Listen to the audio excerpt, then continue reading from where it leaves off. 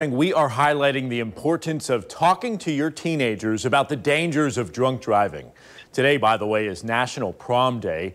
With many of our local schools planning dances and parties in the coming weeks, we want to make sure that everyone gets home safely. Let's bring in Tess Rowland this morning. She is the national president of Mothers Against Drunk Driving, MAD. It's an organization that's been around for decades fighting to save lives. Good morning to you, Tess.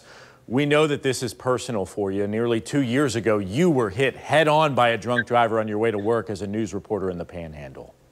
Yes, an alleged drunk driver, I do want to add. But May 4th was supposed to be just a normal Tuesday morning. And then the next thing I knew, I saw bright headlights coming right at me. And since then, I've had severe injuries sustained to my entire right side, internal injuries. I had to relearn how to walk, use my right arm.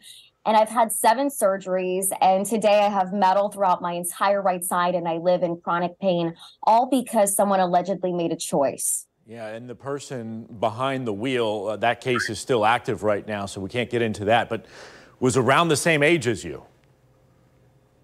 Yes, yes.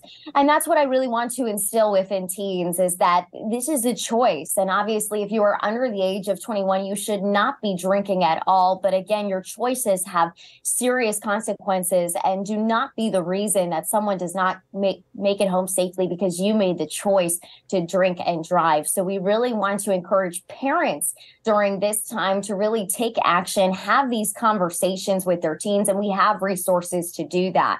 You can go to our website, mad.org/powerofparents, where you can download a handout to discuss how to have conversations with these kids, because that's what it's really about, having that open and honest conversation. And again, if you are under the age of 21, you should not be drinking. But should you find yourself in a situation, please, please, please do not let your friends drive while impaired. Reach out to that trusted adult or guardian, or of course, call 911. Yeah, let's talk about the elephant in the room. A lot of these teenagers are going to say, we're worried we're going to get in trouble. We might get arrested. We might get charged here. What's your message to them when it comes to making that decision as far as asking for help, potentially from authorities, or making that terrible choice to get behind the wheel or let a friend get behind the wheel?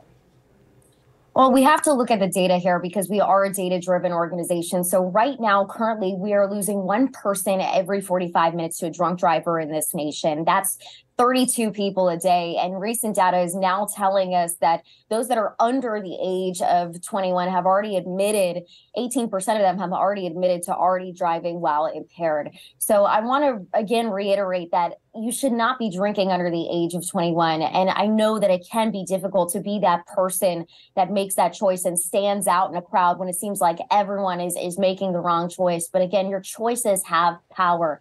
And you have to be that good influence in the room. And again, do not ride with an impaired driver and do not let your friends drive drunk. Again, in that situation, if alcohol is already there, obviously you want to avoid it. You have to be that strong person because you can and you will save lives by reaching out for help. Absolutely. Your journey is continuing as you are still on the road to recovery. Tell me what's next for you and then the organization as you push to save lives by focusing on helping young people. Yes, well, it's no secret. I am among the youngest of presidents for this organization that has been around for 40 years. So my biggest goal is, again, to really change the conversation that parents are having with teens, that young people are having as they go out. And again, the importance of making these life-saving choices. And we're really taking to social media to reiterate this message. Again, it seems like in this world, there's so many options that the crime would be on the decline, but sincerely, that's not the case. And truly what we're seeing on social media are these trends, these get ready with me videos, and everyone's being influenced by these products. I even have. But what I want to really inspire young people to understand is that it's when they're applying that bronzer, it's when they're picking out that outfit, that's when they're making the choice for and planning for that safe ride home. It's really about making a plan and, again, designating that driver or reserving that ride share service. But most importantly, if you're of legal age, if you drink, do not drive. All right. Tess Rowland, National President for Mothers Against Drunk Driving. Real quickly, the website where everybody can get that information. Yes, the mad.org/powerofparents. All right. Keep up the good work. Thank you. Thank you.